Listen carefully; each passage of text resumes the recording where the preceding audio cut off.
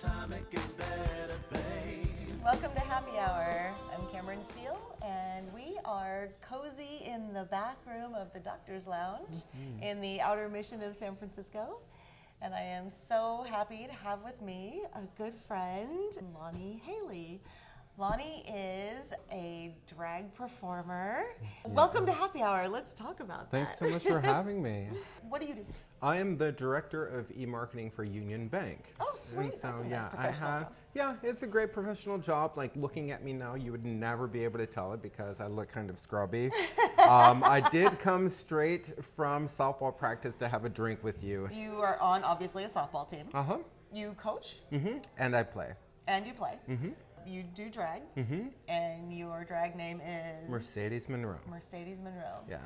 How long does it take you to become Mercedes Monroe? From the moment I sit down in my chair to the time I'm ready to walk out the door is 3.5 hours. Oh my God.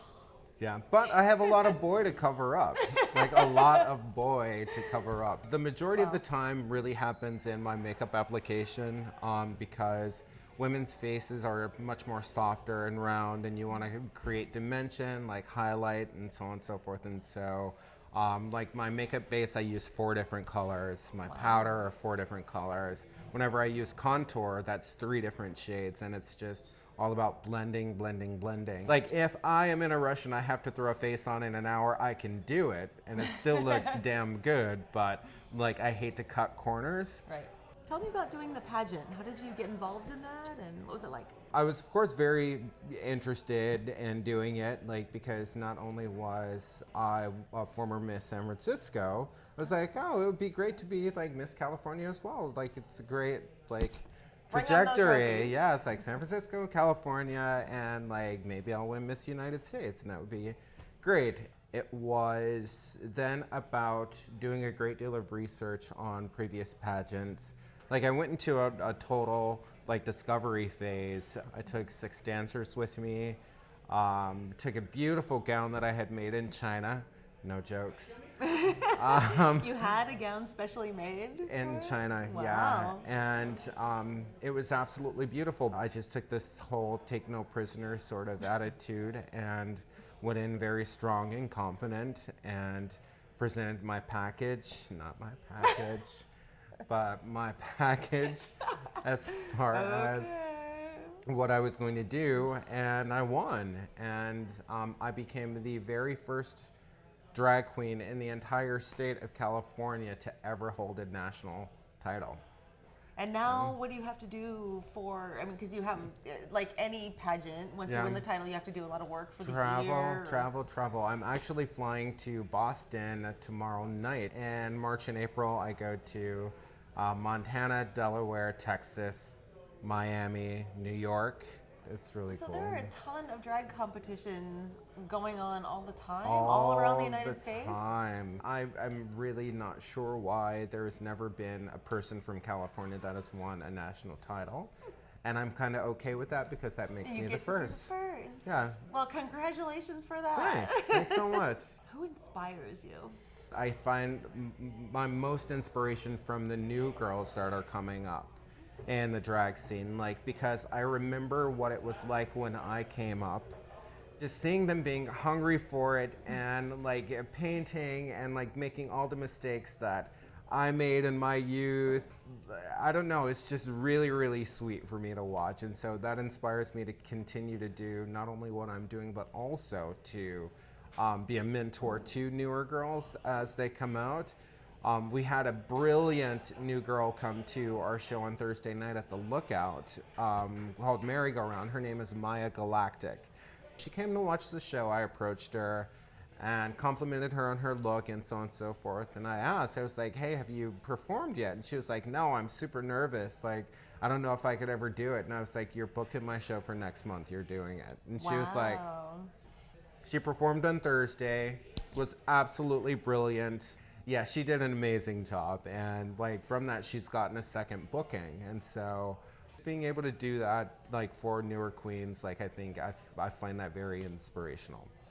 So you've become a mentor to these new girls. Yes. You are a drag mother. You have your own house, right. The House of Monroe. Right. Tell me what that's like. First, let me say that in the industry, there are different types of drag queens. There are drag queens. There are female impersonators, and there are gender illusionists. I'm probably a female impersonator. It's okay. I'm probably a female impersonator because my style is more so trying to emulate women, their curves, their looks, so on and so forth. Drag queens are more campy. Like, there are different levels to drag as well, and so I just wanted to tell you. No, that's good. Honestly, the whole thing is very confusing, and I appreciate you clarifying, because sometimes you cannot tell. Yeah. And sometimes it's a boy in a dress. The ones that do it really, really well, and there's so many in the city that try to emulate the femininity of women, those are female impersonators. Okay. And that's what you... Yeah. Okay. Yeah.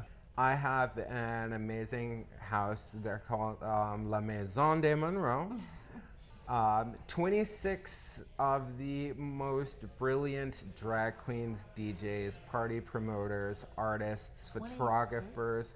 Yeah, there's 26. You can't go anywhere in the city and not know like someone that works the door, or that is a bartender, or that is go-go dancing, or that is doing XYZ, and that does happen because of the many drag families in the Castro in San Francisco. You have the House of More, House of Salad, House of Glitter, just a great community of performers that I get inspired by, and in addition to that I inspire, and it's great. They're really cool people. Where'd you grow up? I grew up in a very small town called Calabama, Michitucky. No, I'm kidding. It's Kalamazoo, Michigan. And what was it like growing up there?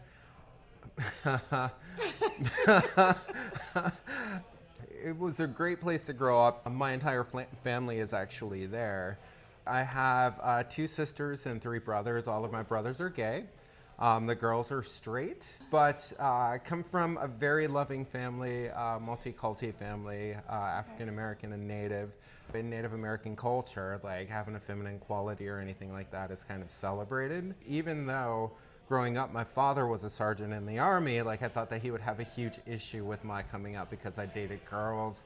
I played sports, the whole 9 yards, and when I finally came out to him, he made the joke of like, well, I would have had you in the kitchen with your sisters than in the yard with your brothers. Little did he know that the brothers were gay as well. Oh, you are lucky. You are definitely one of the lucky ones. That's true. Good, loving That's true. family. No. And your family is continuing. You actually have a son, right? I do. And who is just about to turn 16. He is turning 16 on March 25th. Justice, we're having a party for you. We sure are. Yes, we are. No strippers, though. No strippers. Yeah. And if you had a message to the gay youth, what message would you give to them? So, when I was a young gay boy in Kalamazoo, Michigan, I was also subjected to like bullying and name calling and so on and so forth. You did have to deal with that. Yeah, totally. Like anyone and everyone has to deal with that. But what really got me through it was my whole thought process. I was like, you know what? Like, this is temporary. I will grow up, I will graduate, I will leave this place, I will go to a place where I am more accepted and feel the love of the gay community because I know it's out there. I just have to be strong, and that be that. And so my message is stay strong. Like, we have an amazing community for you to be a part of. When you are like introduced to it, like, be smart, be wise, be safe. But yeah, we're all here ready and waiting to show you like the other end of the rainbow and come and enjoy it with us. If you had one message to deliver to the straight community, what would that be? The gay community as a whole really loves and appreciates you. Why, do you ask? Because you make more of us. Whether you want to throw it up. It's true. Thank you for your honesty and openness, and thanks so much. Willing to be here after a long day of softball. Yes. And thank you all for being here for another happy hour, and keep coming back. Coming back.